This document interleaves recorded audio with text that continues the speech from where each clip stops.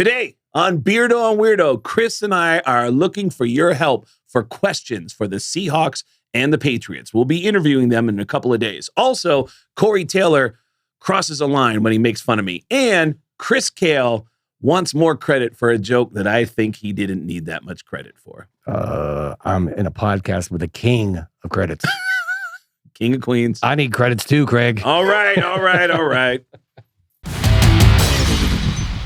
Beardo and Weirdo, Chris Kale and me, Craig Gass, are on tour. Go to getgas.com. I've got dates coming up in Baltimore, Detroit, Honolulu, the Bay Area, San Francisco. Chris Kale is going on tour with Five Finger Death Punch. You can get VIP packages at where? ChrisKale.com, and you can pick up all those tickets for the Five Finger Death Punch tour at fivefingerdeathpunch.com. Yeah.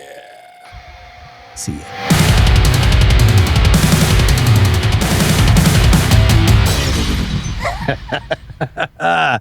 You got your shirt on.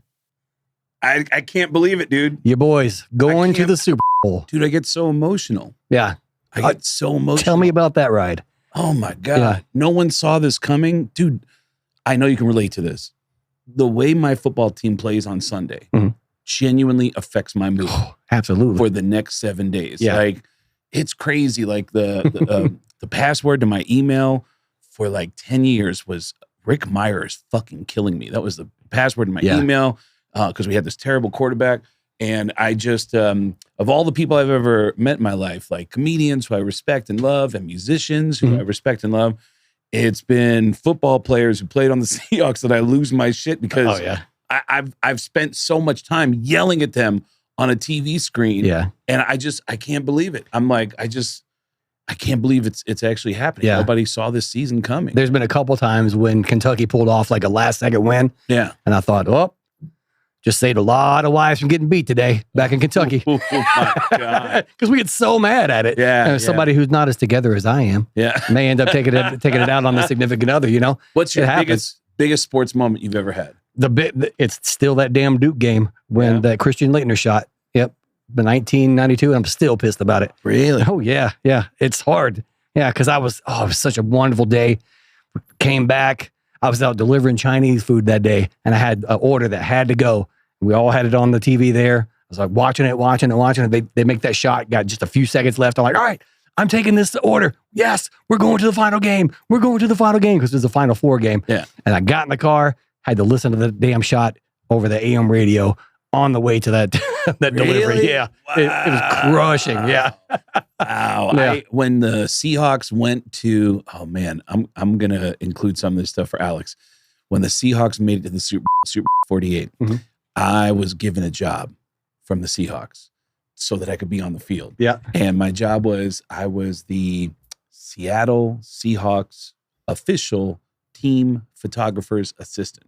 And what I did is I just hung out with the guy in the field, and everyone had warned me about this guy. This guy had, I shouldn't say this out loud, but this guy had been with the Seahawks since 1976 or whenever it was they first started. Yeah. And everybody said, this guy is very demanding, is what everyone kept telling me. Like, watch out. And I was like, who cares? Dude, it's a Super. I don't care if I'm just happy to be here, man. I'm just happy, like, dude, yell at me at the Super Bowl. I don't care. I'm going to be on the field of the Super Bowl. Yeah. So I'm walking up and down the field for he wanted me there 4 hours before kickoff. He's like, Craig, I want you to be there. And I go, yes, sir. Yes, sir. And his name's Corky. And I was like, yes, sir, Corky, I will be there at whatever time you need me. So he has me meet there at 1 p.m. And then I have to wear this vest. I have to wear this like beige vest. Yep. And then wait, isn't this for Corky? It is for Corky. Should we be labeling him? And so I have to put on this beige vest, and then he gives me stuff to carry. So I'm just walking around and following him, and he's like, "Just follow me." Craig goes, "Anywhere I go, you follow me. When I turn around, I expect you." And I was like, "Whatever you want, Corky." "Yes, sir, Corky." And so I'm following him all around while he's taking pictures and stuff. And then the stadium opens up, people start coming in, and then I start noticing like Kevin Costner. I start noticing. I knew this was coming. I start noticing famous people, and I'm like, oh man, like I'm starting to trip out. But honestly, the only thing my head is just like, I'm gonna watch the football game on the field. That's all I cared about. Yeah. And then we get closer and closer to kickoff, and the craziest thing happened. This guy like admonished me about something that I was like, I don't even know why this is upsetting or why you think this is a big deal. We're now about to go to kickoff. It is almost game time. And Corky turns around, looks at me, and goes, Craig, come here. Because I want you to listen to me, Craig. Okay. Now, game's about to start. And I go, yes, sir, Corky. And he goes, when the game starts, for the first quarter, you see those luxury boxes up there? I'm going up to the luxury box. You're not coming with me. You're going to stand right here in the corner of the field, and you're not going to move until I come back down for the second quarter. And when I come back down for the second quarter, I expect you to be standing right here. And I was looking at him like, are you actually telling me I get to just chill out by myself in the corner of the end zone and just watch my football team in the Super Bowl? Right. Are you crazy? I was like, yeah, whatever, dude. And he's like, do not move. Do not move. And I go, yes, sir. And he goes, well, no, do not move, Corky. And he's like, okay. And he leaves. And then something crazy happens. You moved. Oh my God. The last temptation of Christ happens. I see Joe Namath walk out to midfield to do the coin toss for the Seahawks and the Broncos. And Joe Namath's wearing this big fur coat. And I immediately just went, oh, this would be so funny to do this right now. Joe Namath had just gotten in a ton of trouble a few months earlier on national TV. He's standing on the field on Monday Night Football, and he's drunk. Yeah, and I remember. A pretty woman who works for ESPN walks up to him and goes, hey, Joe, how you doing? And Joe goes, hey, you're beautiful. Yeah. And she goes, Joe, we're on TV right now. Joe, what do you think the Jets need to do this year to get their season turned around? And he goes, I think they, man, I just want to kiss you. I remember. Can I kiss you? And she goes, Joe, we're on national TV. And he goes, come here. Let me just kiss you. And it's like, oh, it was so embarrassing. Yeah. So I see Joe Namath coming out. He does the coin toss, and then he's with a bunch of policemen. He's walking right by me, and I was like, Joe, I'm sorry. I go, my name's Craig Gass. I'm a stand-up comedian. And he goes, oh, hey. And I go, can I take a quick picture with you? And he goes, yeah. I go to lean and take the picture. And then I open my mouth, and I went, like that. Took the shot. Hell yes. Here it is. Oh, it's one of my proudest moments. And then I stood there and watched the entire first quarter. And then Corky comes down, and then now I'm just walking up and down the field. And what I learned was a lot of, I guess, Associated Press, even photographers for the Broncos.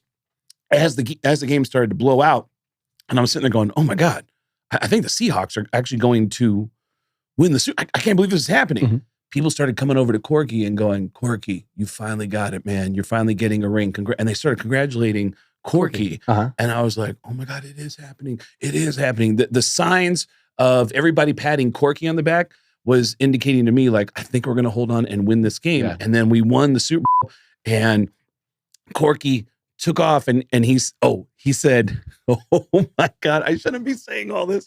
He goes, all right, Craig, it's like a 2-minute warning, and it's over. The Seahawks are going to win the game.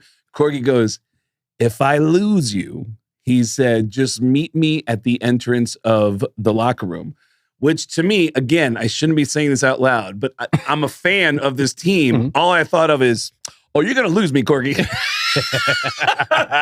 Yeah. You're going to lose me because this is my chance to just take this in. And then the clock runs down, confetti, and then everybody's just running everywhere. And I lost Corky immediately. And I'm just with my camera phone. I'm just walking around and just getting shots. And I'm holding all these cameras and taking shots with my camera phone. And friends of mine start texting me. They do a ceremony. They're like, now to bring out the Lombardi trophy. And then I'm just standing there. I see the Lombardi trophy back, and I was like, ooh, and then my phone exploded. Get the fuck off my TV. All my friends were like, oh, nice. I'm right there. You made it. I'm like, all the players there. And I'm like, I just look nice. Everyone's like, what are you doing, man? Get off my TV. Yeah. And then the team starts celebrating, whatever. And then, and I'm in awe. I can't believe I'm experiencing this. This is literally just a bucket list moment that's happening. Mm-hmm. And then my phone starts vibrating, and it's Corky. Where are you? And, I'm on TV, man. Yeah. I'm on TV. Turn it on. Channel 8, man. Where are you? Yeah. You're supposed to be in this. Isn't this your job, son? Corky goes, where are you? I need those cameras. Come to the locker room right now. And I'm like, cameras? And I go, oh, yeah, because I was, he had cameras. Oh, I'm carrying so you had them on No, you. I had them on me. Oh, see. And then, so I start, and I go towards the locker room, and security, as I walk up to the locker room, they go, hey. And they look at my credentials, and they go, oh. And two guys opened up two wide doors, and they let me into the locker room. And I was like, what the fuck? I walk in, the Seahawks are all celebrating. I'm getting emotional thinking about the Seahawks are all celebrating. All those dicks around, man. Just swing it. I get it. I can see the emotion. You're like, God, I miss Jack.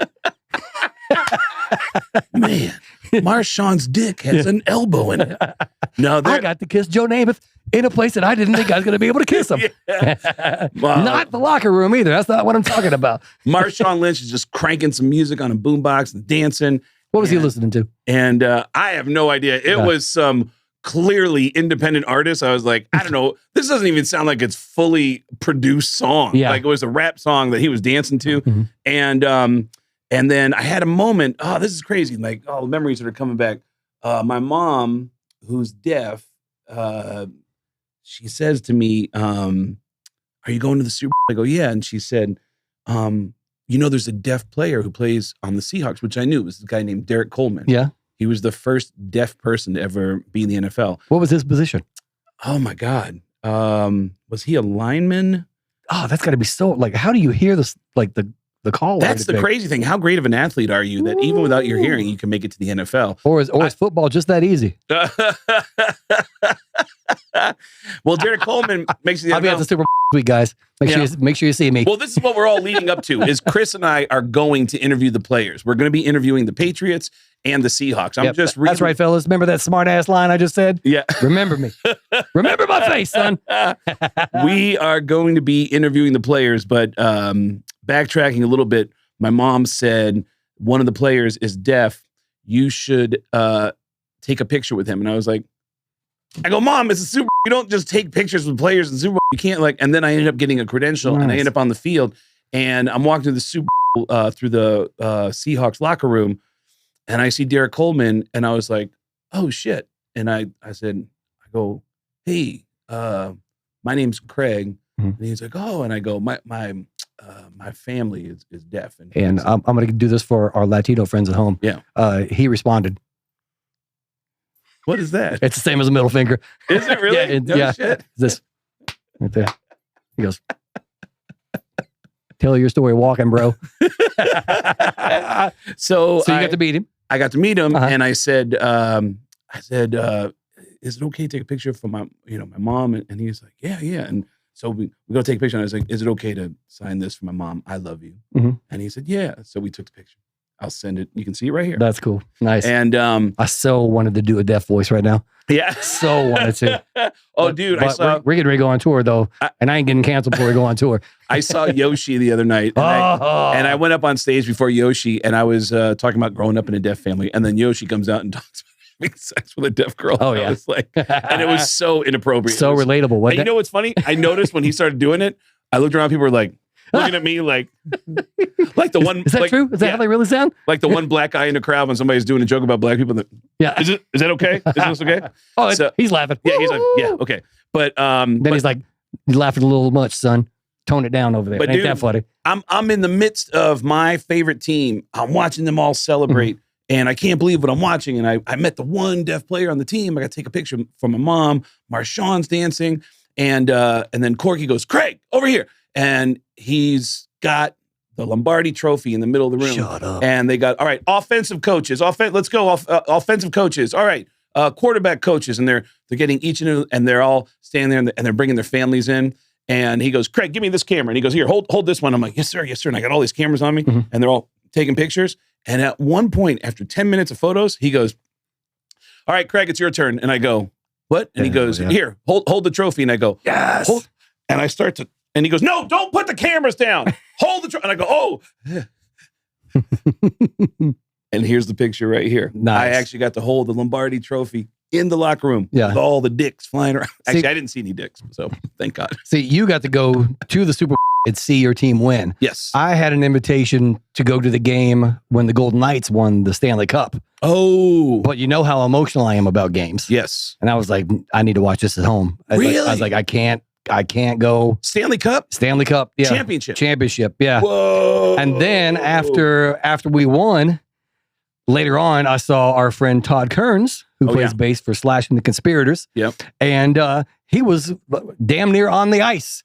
I was like, oh, I could have been on the ice for the Stanley Cup. I was so bummed. And then one lady in our neighborhood messaged me like on down the road, and she was like, hey, you're a fan of the Golden Knights, right? I was like, yeah, huge. She goes, the Stanley Cup is in our neighborhood today.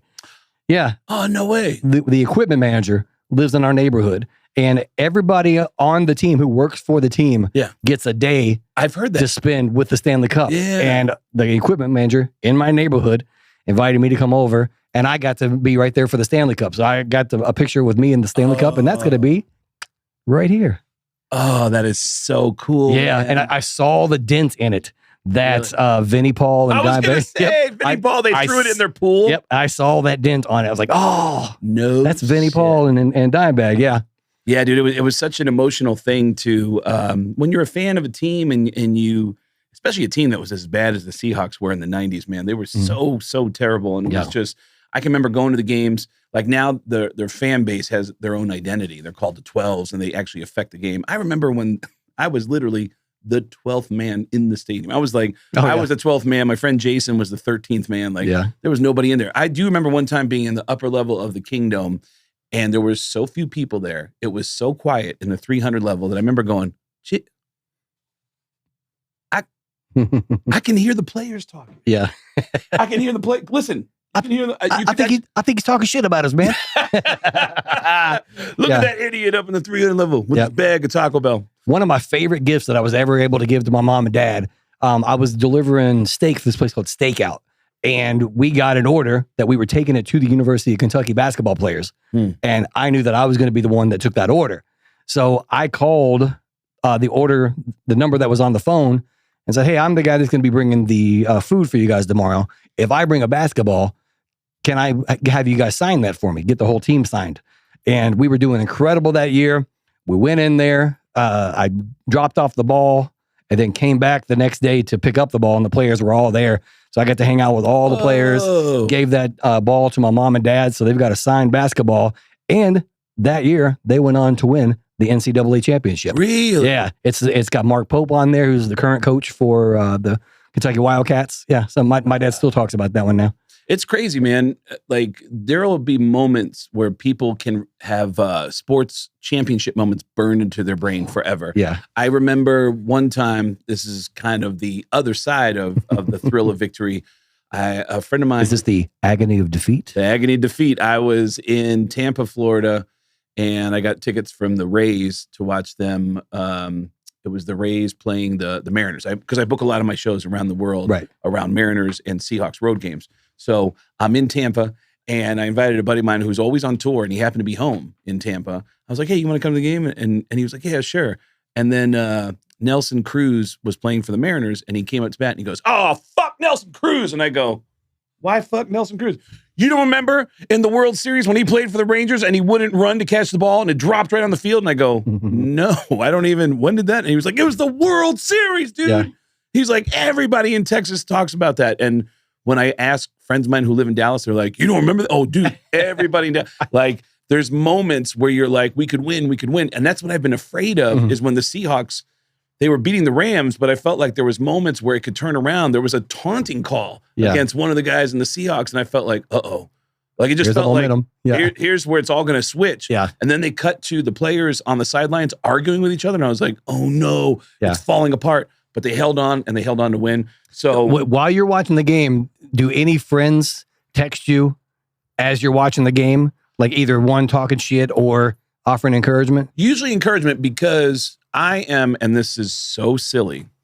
When I did, last time I did Eddie Trunk's radio show, he said, hey, Craig Gass is here. And he goes, Craig Gass does this really nice thing to me every year. Every year, first day of football, he says, good luck to your Giants every year. And I go, well, Eddie, it's even dorkier than that. I actually go into my phone and I will text a friend of mine who is a fan of every NFL team. I go all the way. Cincinnati Bengals, yep. For the Bengals. Yep. I don't feel special anymore. Ricky Rackman is a Carolina Panthers fan. I've got a production manager buddy of mine, Blaine, who's on tour with everybody. He lives in Cleveland, so I'm always hitting him up for the Browns. Dan Donegan from Disturbed is a huge Bears fan. Yeah. So I go around the league and hey man, good luck to your team, good luck to your team, good luck to your team. And so today, a lot of those people are like, wow, man, congrats, man. They're nice. So no shit talking. I don't see you're a shit talker. We were on tour, and Jeremy, our old drummer back then, is a huge Indiana basketball fan. Okay. I'm a huge University of Kentucky Wildcat fan. Yep. We were playing each other. Okay. And I am a shit talker. Yes, you big. I love it. And Jeremy was a shit talker too. So we had to watch the game on 2 separate buses. No way, because of the tension? I can't remember what was on the line, but it was a huge game. Okay. And they were playing each other. They're playing each other. Okay. He's watching on one bus. I'm watching on another bus because we don't want to be in the same room, but I'm sending it to him the whole time. Like, oh yeah, you guys are giving it away. What are you doing? Blah, blah, blah, blah, blah. And finally, after a while, he was like, man, I can't even enjoy this game. I felt so bad because I thought it was good-natured ribbing between the two of us. And I'm going after him. Oh, you guys are fucking giving it away. Well, you all had it. Look at you. You doing this. And I can't remember if it was that game or if it was a rematch. I think it was a rematch once we got into the tournament. Yeah. And again, he's on one bus. I'm on the other bus. It's one of those things where Kentucky hits like a 3-pointer with few seconds left. I'm like, yeah. And then I'm like, wait, hold on. There's like 2 seconds left. I remember that Duke game. Ooh. I'm not going to celebrate yet. I'm not going to celebrate. And I'm sitting on the bench watching the game, probably just like this. Like, oh, okay. They threw some bomb pass in, gets the guy. He turns around, shoots a 3-pointer. As time is expiring, boom, wins the game. I remember there was nobody in the bus. It was your team that won the game. No, it was his team. His team. Oh, and you almost shit talked him right before the. Yeah, Ooh. yeah. But not even that. I was like, I'm not going to celebrate. I'm not going to celebrate. But then I'm sitting on the bench in the front lounge, and I don't know how anybody didn't hear me. I was just like, God damn it! I hit that thing like I was going for a knockout punch, and the couch you hit. Oh, just boom! Slapped it so hard. All the anger, just that Duke loss and this loss, all coming to me at one time. 5-finger death punch, everybody. About 5 minutes later, I hear the door open. Jeremy goes, "Is it okay to come in there now?" I was so mad. Well, you got to keep in mind when you're talking about this guy here, my life partner, Chris, when he's talking about how he can go dark on when he's talking trash, he's the same guy that a few weeks ago, I don't know what episode it was, where he was talking about trash talking, and that whenever somebody tries to talk smack to him online on Twitter, he'll just look at them and immediately go for whatever. And some guy talks shit to him, and he's like, then I looked at his Twitter page and I noticed that his mom and dad had just passed away, and I was like, on the same day. And I just responded, "Mom and Dad on the same day. Even they were tired of your shit." So yes, I go hard in the paint, as the kids say. Well, listen, we're going to be dealing with the NFL. We cannot go hard in the paint. All right. I mean, dude, I'll never forget, man. Artie Lang. I wasn't with him, but I ran into him in. Was that New Orleans? Yeah, it was New Orleans. It was San Francisco. This is before I actually started. I've been going to the Super Bowl for like, I guess 20 years now. Ever since the Super Bowl hired me for Super Bowl 38 in Houston. The NFL hired me to perform at an event called the Super Bash in downtown Houston, where they just said, you can go up on stage as many times or as few times as you want. We just want you to do some introductions throughout the day at this free concert festival that's going on. And then So you were up in between every song. Yeah. Oh no. Opposite. I was kind of like, those chicken wings. Like, hey, Billy. Yeah, no, it's like as little work as possible, and then and then picking and choosing. Like Sammy Hagar was performing, and I'm like, oh, I want to go up and say something before Sammy Hagar, because the other part of it is I know as an audience member how easy I can get tired of people. So it's like, all right, man, get the fuck off the stage. Yeah. So I don't want to be anybody at home can attest to that. Yeah.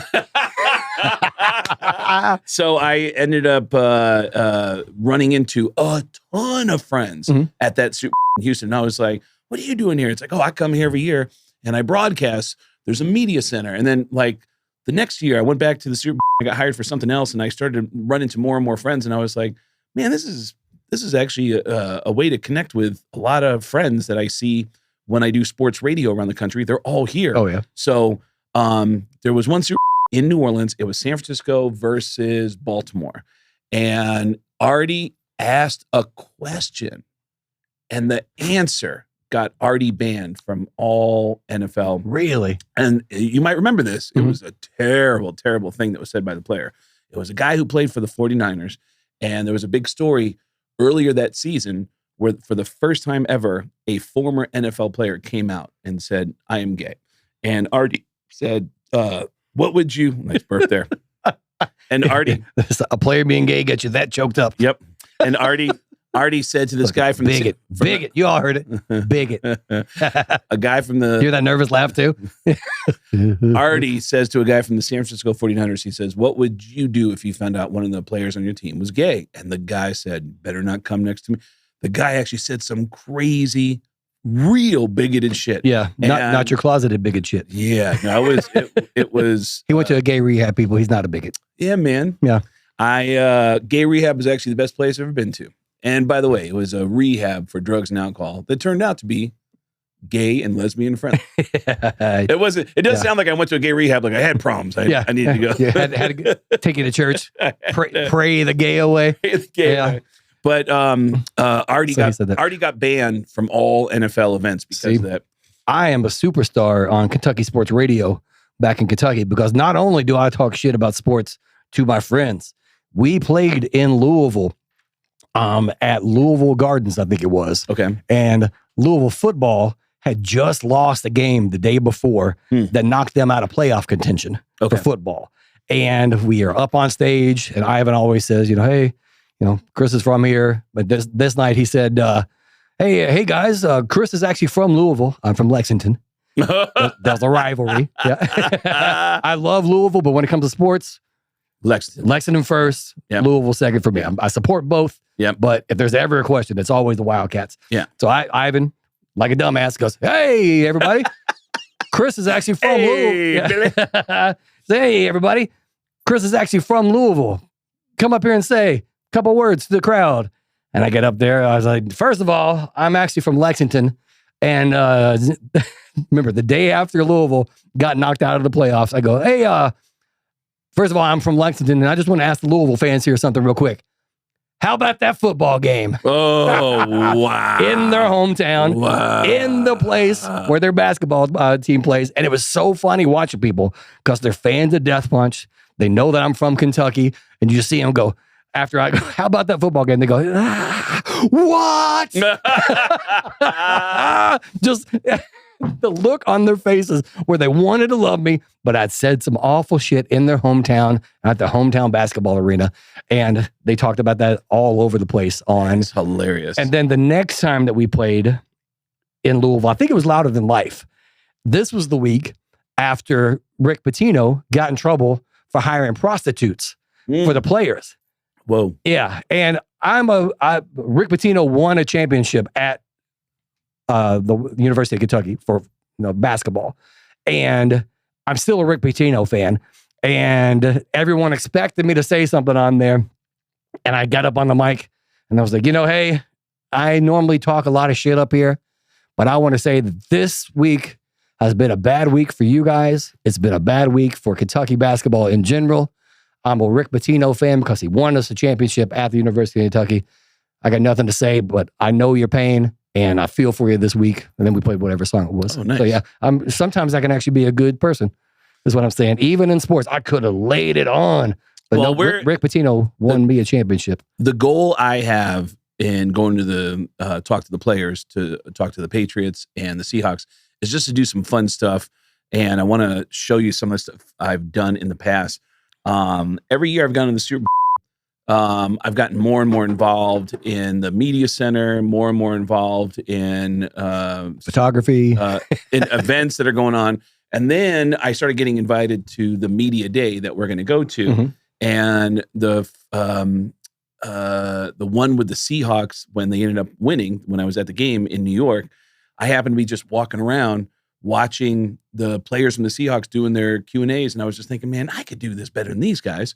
And that's when I started pitching ideas to put together these video packages for the affiliates, for the teams. And I started getting in and asking the questions. Nice. But before I did any of that, I was just walking around and I saw Russell Wilson, and I go, I'm just watching him in his first Super Bowl, and he's handling it like a champ. Like he's handling this media day like he's been there before. And then he's going, yeah, what's your question? Yep, all right, yeah. And he answers the question. He goes, all right, what's your question? And he goes, yeah. And then he looks at me and he goes, hey, all right, what about you? And I go, me? I go, I'm just a fan. But I have a question, actually. Is there any way that a fan can get involved, like on game day? Like, is there a position in the locker room where I could be in charge of snacks? I don't know, that for some reason it just came out. And he goes, I don't think I want you touching my snacks. And everybody started laughing, and I was like, oh shit. And I felt really embarrassed. Yeah.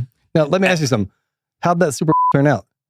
Well, it turned out great. Did it? They won. Okay. That's the one when I ended up in the locker room and everything. Same one. Okay. But something horrifying happened a few months later when somebody said, dude, did you see Russell Wilson talking about you at the Knicks game? And I said, what? And they sent me a link to it, and I saw it. Somebody at the Knicks game at halftime walked up to Super Bowl champion Russell Wilson and said, hey, Russell, how crazy was the Super Bowl? What was it like? What was the insanity like? Like, did you get asked any crazy questions? And he goes, oh, yeah, there's this one guy, boom. And he goes right into it. I ended up editing both videos together, and I'm going to show them to you right now. And I want to say that Russell kept talking. And in my head, I was just watching him like, oh my God, he's talking to me. He's talking to me. He's talking to me. And he's like, listen, man, don't come to the locker room. Just be a fan and just cheer us on. And he goes, but it's cool, man. And he leans and he goes, come on. And he goes, come. And I was like, oh, and I fist bumped him in front of the press. And I was like, oh my God. And I turned around, and I remember my mouth was moving, but I don't remember what I was saying. I'll show you the video of what I actually ended up saying. So this is the combination of the two things. So what was media day like today? The craziest question. I got somebody to ask me if they can pass out snacks after the game. I don't know how the inner workings of football works, but after the game, is there a job opening for somebody who could be in charge of snacks? We'd love for you to wear your 12th man jersey and cheer us on. I will be out there yelling in the stadium. Thank you, Russell. I just pounded fists with Russell Wilson. Oh, I want to just fart. That's what I said. I want to just fart. That's what I said. Yeah. Look how young he looks right there, too. Russell? Yeah. Yeah, man. Russell. Beautiful hair. Look at that. Yeah, man. Beautiful head of hair. It's before he met Sierra. Oh, dude. So here's the thing. I want to do something funny that will be like, okay. I always like to go in with a theme. And I find it's the easiest way to get comedy from the players is to go in with a theme. Like there was one time, I believe it was right after COVID, I put on COVID weight. I put on like 20 pounds, and I started asking all the players like, hey man, my birthday is always 2 weeks after the Super Bowl. And essentially what I was asking them is, you look great. You're a professional football player. How do I look like you in 2 weeks? Yeah. And this is the weight loss clip that I wanted you to pull up, Alex. And this is some of the results that I got from the Rams. On a personal mission to find Rams out how does someone like and the me Patriots get into shape. And who better to ask than a professional football player? I'm not an intimidating person. In high school, I was voted most likely to cry alone in a bathtub. I get gassy when I get nervous. I cry a lot during movies, even if I don't even know what the movie is about. That's Kids true. Pick on me. Gillette wants me to be their spokesperson. My birthday's coming up in 2 weeks. What can I do in 2 weeks to look more like you? Easy. Limit what you eat. How do I look like you in 2 weeks? Done. I love this one. Boo. Wow. In 2 weeks. He took it seriously. You didn't have to look that dramatic when you responded. I mean, I know I'm pretty out of shape, but in 2 weeks, what can I do to look like you? To look like me? Look like you. Ooh. What do I need to do in 2 weeks to get in shape? Kegels, man. Kegels. Kegels. He knows you well. You ain't heard of Kegels, bro? No, with Kegels. Just Google it, bro. Google it. My favorite's coming up. Kegels. What can I do in 2 weeks to look more like you guys?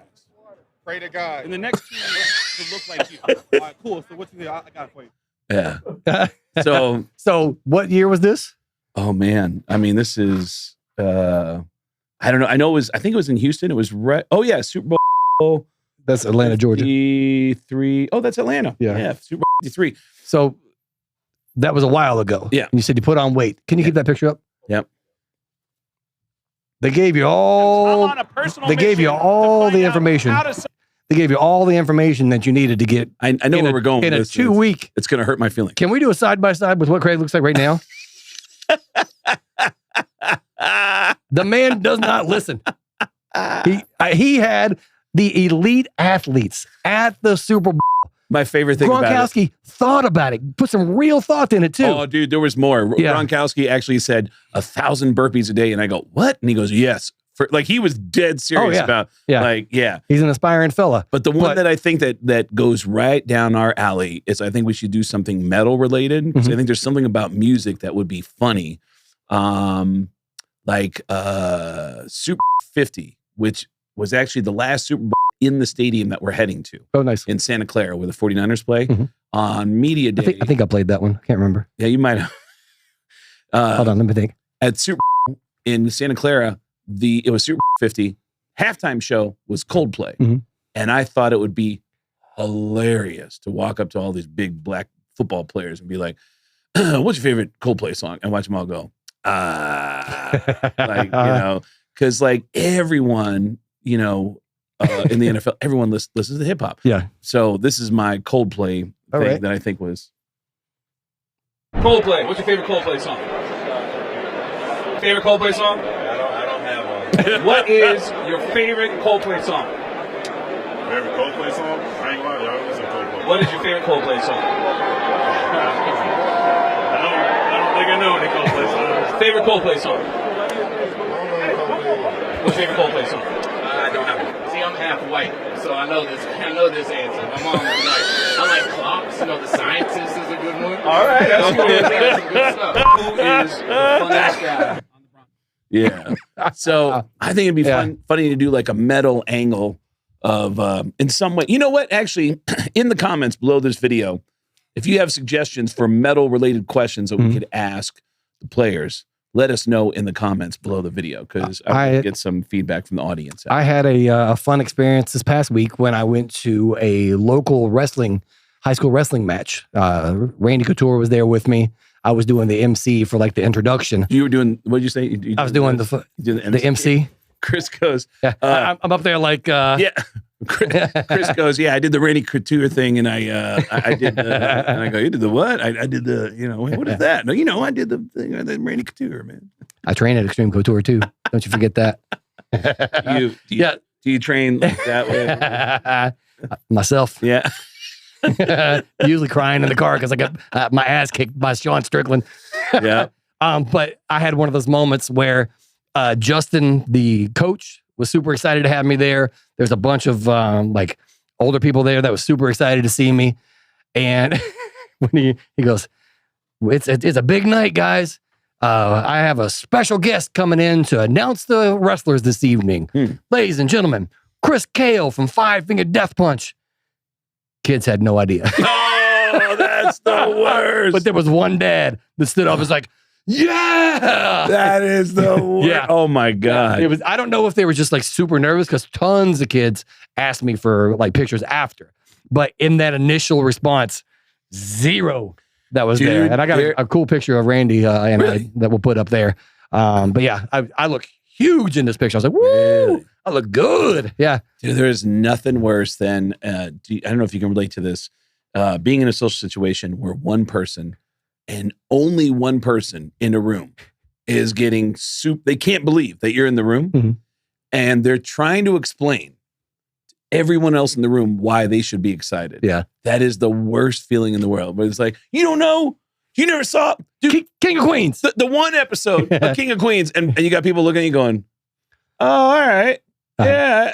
Okay. Like, Sex in the City. yeah. He loved donuts. Yeah. Dude, there is nothing worse. Yeah. Or when you're on stage doing stand-up and one person loves what's going on and it's a really quiet crowd and all you want is that one person to just shut the fuck up. Yeah. Because it's like, look, you're making it look worse by laughing really hard. Have I told the story about me getting recognized at the airport when Zoltan was there? Oh, go ahead and tell the story. So when I first joined Five Finger Death Punch, I was the new guy, never getting recognized. You know, many people times would come up and be like, Matt, I'm so excited to see you back out here playing, man.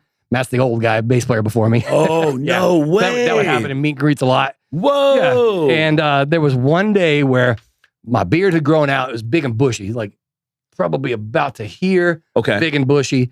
And, you know, I was slowly starting to get recognized, maybe 2 years into being in Death Punch. Okay. And one day, me and Zoltan show up at the ticket counter at the same time. We get up there, and the lady looks at me, and she goes, you look familiar.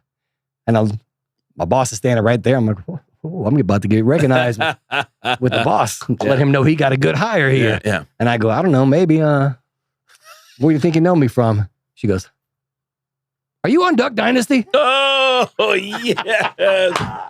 Yep. And that tour, I started growing the dreadlocks in the beard. That's hilarious. I think I've told the story here before about the Jamie Foxx story about his first time he appeared on In Living Color, that he went to his local neighborhood 7-Eleven, and then there was like a magazine rack that came up to about here. So he just stood there and whenever anybody walked into the 7-Eleven, he would go, yeah, and just see if anybody and people would walk in and he'd be like, and nobody was recognizing him. Yeah. And then at some point, 2 women came in, and one of them goes, oh my God, girl, that's the, and he's like, hey, what's up? She goes, you the guy I work at Tower Records.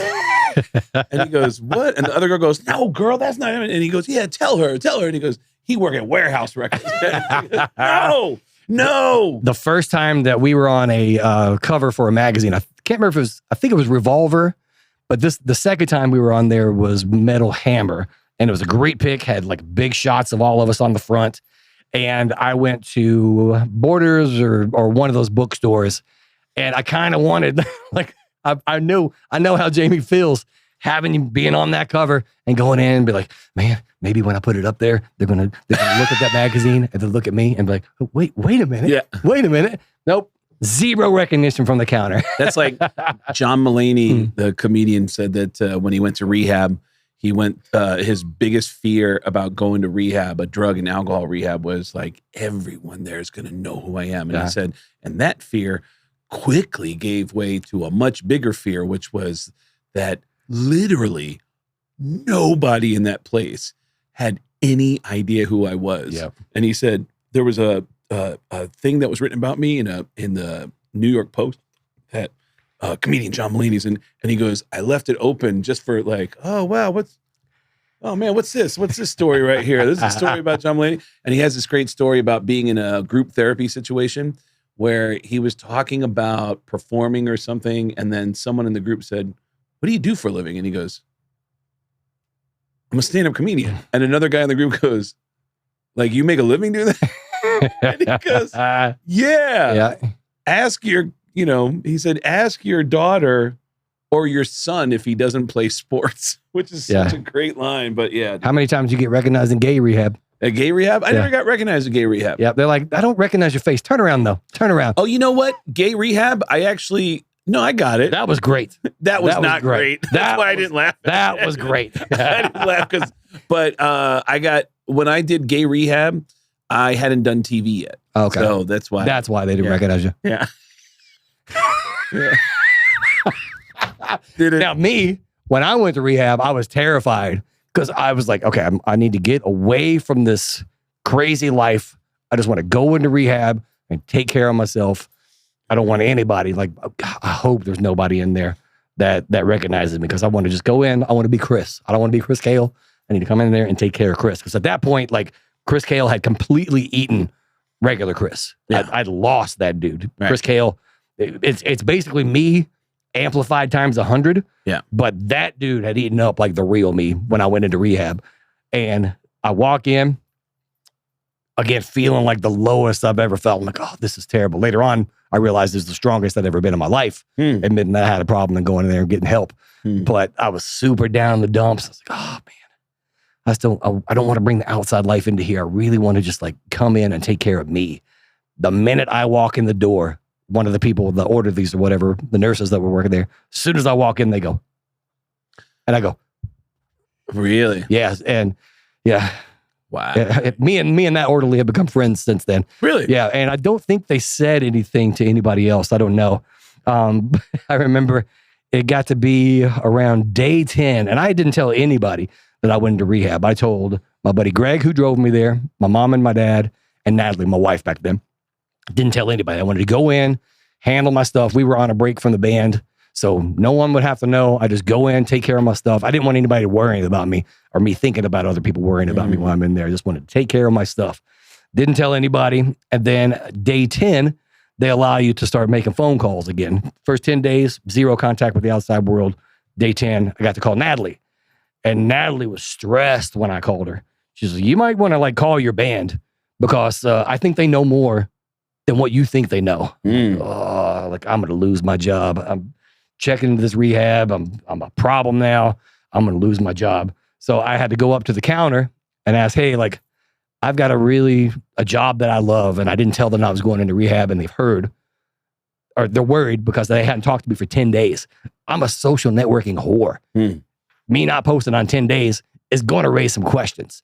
So I go up to the counter. I'm like, hey, I know I'm not supposed to have this, but can I have my cell phone so that I can message my boss, let him know where I'm at? That way they're not worried about me. Because normally we're not supposed to do this, but I like the band, so I'll go ahead and let you. Oh, nice. Yeah, so they were cool about it. And I was super, super nervous about reaching out to Zoltan. And I sent him a text first because I didn't want to talk. Okay, I got to send him a text. Hey, man, you got a second to talk? And he said, absolutely. And again, Zoltan's like a father figure. And it was like calling dad after you fucked up, you know? And I'm like, hey, I'm calling to let you know I checked myself into rehab, and, I'm trying to take care of myself. And he goes, oh, that's a good thing. Wow. Yeah. So he was incredibly supportive. He goes, oh, yeah. What a relief. You're getting in there, taking care of yourself. He goes, that's awesome. We thought you were fucking dead. Wow. Yeah. Because the last time that I had seen anybody in the band, I was at the AVNs, coked out of my mind. Really? Just fucking going for it. Whoa. And I saw Jeremy. So the last time they saw me, I was coked out clearly at the AVNs, where I'm surrounded by porn stars, being a fucking animal. And then they don't hear from me for 10 days. So they all thought the absolute worst. They were trying to call everybody. I told Natalie, I was like, if anybody calls, just tell them that I went back to Kentucky. I'm taking care of some family business. And yeah. But then she started feeling the stress. I put that stress on her, and I apologized when I did the amends for that. Yeah, she was trying to cover for me. Yep. You know what you're saying? That was such a relief, just knowing at that point, okay, I've got the support of these guys. I'm doing a good thing. And then I had the reassurance after just talking to him and being open and honest about what I was going through, instead of lying and hiding in the shadows like I had been, being open and honest and letting them know I'm taking care of my stuff. And they were fully supportive at that point. I was going to add on to the thing that you were asking about getting recognized in gay rehab. When I got sober, I think I was like maybe, 5-10 years sober, when a friend of mine who is gay said, when you come to Seattle, do you want to go to a meeting? And I was like, yeah, man, I'll go to a meeting with you. And he said, do you mind if we go to a gay friendly meeting? And I said, absolutely. And then my buddy Jason also came along, and I said, it's going to be a gay friendly meeting. And he's like, oh, that's cool. And I go, yeah, but it's a recovery meeting. And so we walk into this church, and these two guys walked up to me, and they were like, really sorry to bother you, but I know this is a crazy question, but were you ever on Sex and the City? And I go, what's up? I'm Craig Gass. Yeah. I'm super excited when anybody recognizes me about anything. Darcy could tell you, like, there's been times when we'll be coming out of a show. She's like, I'm gonna go to the bathroom, and she'll be in the bathroom, and somebody will be like, hey, were you on? And I'll be like, hold on, wait till my girlfriend gets back here. And I go, all right, tell her what were you saying? I'm cool and what? You've done that to me hanging out before. Oh, yeah. People were like, yes. Hey, Chris, did you hear that? Yeah. I get so excited. Yeah. Oh, I remember one time standing at an open mic in Winnipeg next to Duff McKagan and Chris Jericho, and they had big security with them. And a guy walked by and said, I'm sorry to bother you. And they both like went like this. And this guy goes, were you on King of Queens? I go, and I was like, are you? Yeah. And he has no idea that the two guys next to me are super famous. Yeah. And I was like, I was. Write this date down. And Yeah. So continuing on with your story about being recognized in gay rehab. Gay meeting. Yes. It was a meeting. Yeah. It was a gay-friendly meeting. And these two guys walk over and said, I'm sorry, were you on Sex and the City? I go, I was. Hey, I'm Craig Gass. I'm super excited. And, it's supposed to be anonymous. But they're like, but I'm like, dude, I don't care. I'm Craig Gass. Yeah. Yes, I was on Sex and the City. How great was that? And I'm telling them all about working on Sex and the City. And then these guys turn around and they go, all right, well, thanks for coming down. It was lovely meeting you two. And I go, thanks. And then they walked away and I looked at Jason and I was like, they think we're a couple. And he's like, that's good though. That means you're a good looking fella. yeah. And I was like, I go, Jason, they think we're like, I had no problems at all about going to the meeting, but I'm starting to develop this problem that anyone thinks that Jason and I are dating. I'm like, I'm a straight man. I'm not. You're sitting too close to me, Jason. Yeah. Oh, dude, the meeting starts. Yep. And then we sit down and I start judging the shit out of Jason. I go, stop sitting like that. And he goes, what? I go, the way you're crossing your legs. And he goes, what's wrong? I go, you just stop it. You got it. And he goes, no. And then when he goes, I'm Jason. I'm an alcoholic and shit. At one point, I'm looking at him, and for some reason, I'm going, God, you're looking very gay right now. I'm not. I go, you are looking very gay. And I just started giggling, and I had a bad case of the giggles in this church. I had to get up and walk out of the church and just laugh and laugh and laugh and let it all out. Yeah. I come back into the church after like 5 minutes of just, I walk back in, and I swear to God, Jason is sitting like this. Yep. He's sitting with his finger, and I just went, and I turned back around, went back outside, and I was like, it's better than him sitting there going, yeah.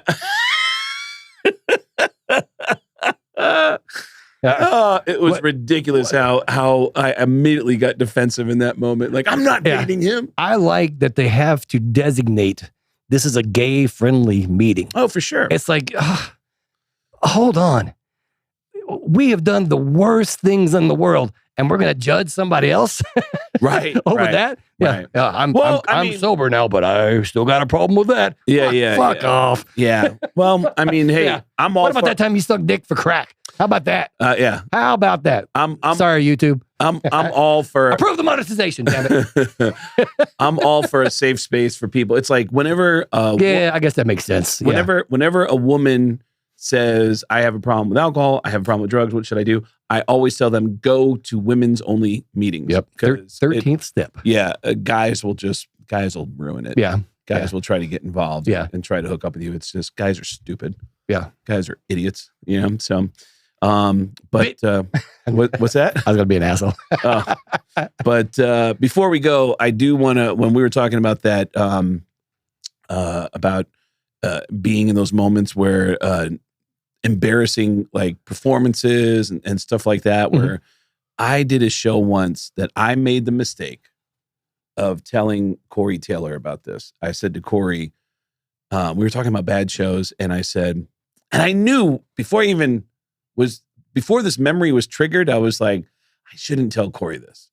We were texting back and forth, and I said, dude, I shouldn't be telling you this, but I will tell you that I did a show once that was the worst advertisement I've ever seen in my life. It was in Yakima, Washington, and I was doing this really nice venue in Yakima. And on the night of the show, I pulled up to the venue, and my name was on the marquee. This was on the marquee. Tonight, comedy. In parentheses. They saw your reel. Yeah, comedy. Allegedly. Comedy. With Craig Gass. Comedy was in quotation marks. Allegedly comedy, yeah. Tonight, comedy with Craig Gass. And I sent that to him, and Corey goes, this is the greatest thing I've ever seen in my life. And I was like, I knew you would like it. And about a week or two later, I get a video message from Corey, which is like, why am I getting a video from him? And this is what he sent me. All right. Me? Yeah, I live around here. Absolutely. Yeah. You can take the 15 in town, or you can take the 215 down into Henderson. You probably want to avoid a lot of the...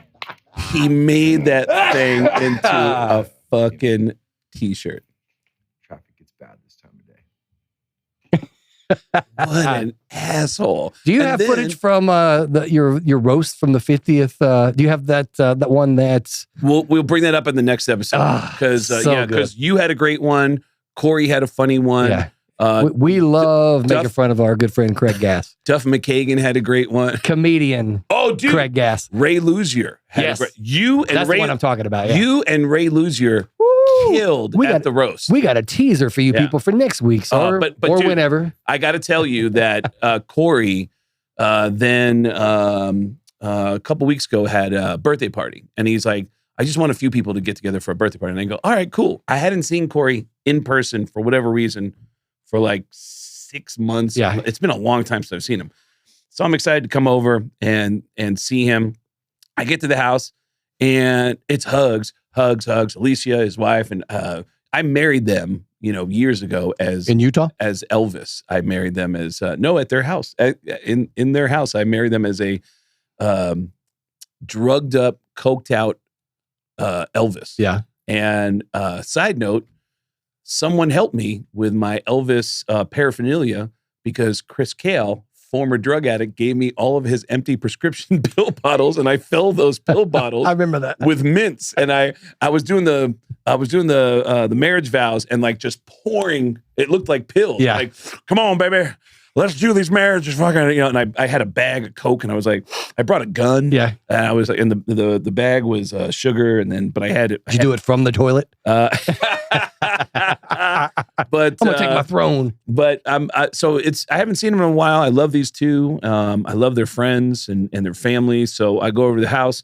So I'm just hugging people, and I'm not paying attention to what's going on. I'm just hugging, and I'm like, "Hey, man!" I go, "Oh, man, it's good. What the fuck?" And then and everyone's laughing, and I'm like, "Yeah." And then at some point, I go, "Wait a minute."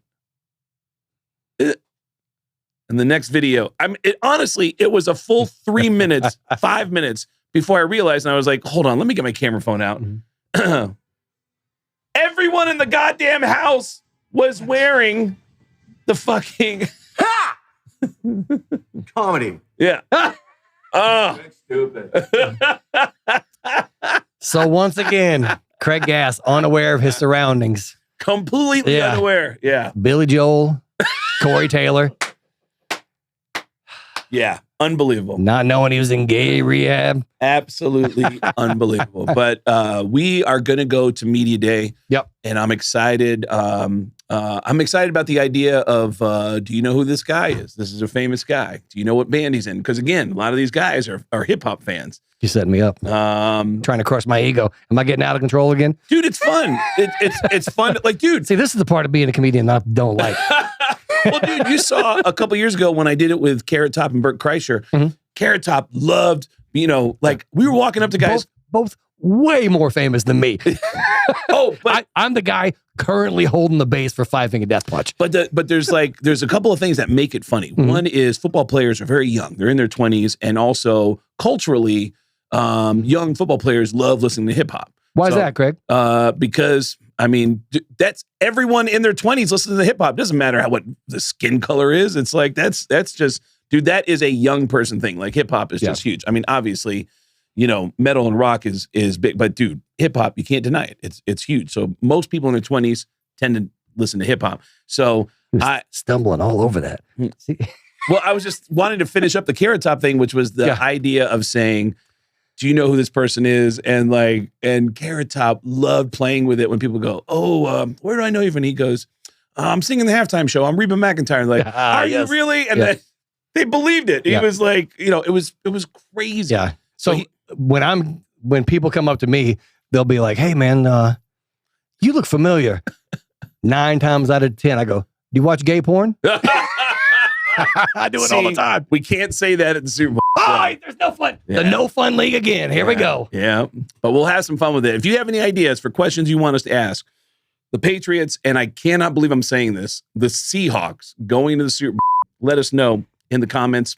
Chris and I are going to be performing in Las Vegas at Jimmy Kimmel's in April. I don't even know what the dates are in April. It's the first weekend in April. I know. Is it? Okay, first weekend of April, we're going to be performing at Jimmy Kimmel's. I'm also coming to Baltimore and Detroit, and there's dates you can see. All the dates are at getgas.com. Getgas with 2 S's.com. Also, Chris Kale going on tour with Five Finger Death Punch, and that means VIP packages. You can actually meet Chris. You can get the vest that you wear on stage. Yep, the basses. The bass that you play on stage. There's guitar straps now, brand new package for that too. Okay. And speaking of going to the Super Bowl, with your Seahawks being in the Super Bowl, us being at Media Day, I was just hanging out with a friend of mine telling him my predicaments. I said, man, how crazy is it going to be if we go to this Media Day and then Craig gets to go see the Super Bowl and I'm going to be stuck in Cabo? Oh, yeah. My friend goes, oh, are you going to be okay?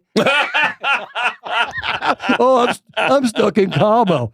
So thank you, Jameson, for that. That was one of those moments where like, yeah, actually, in my line of work, around people all the time, I just want to hang out with the whales, blue whales, gray whales, orcas. I'm excited about going to see them play in Santa Clara. Probably be a lot of whales at that Seahawks game.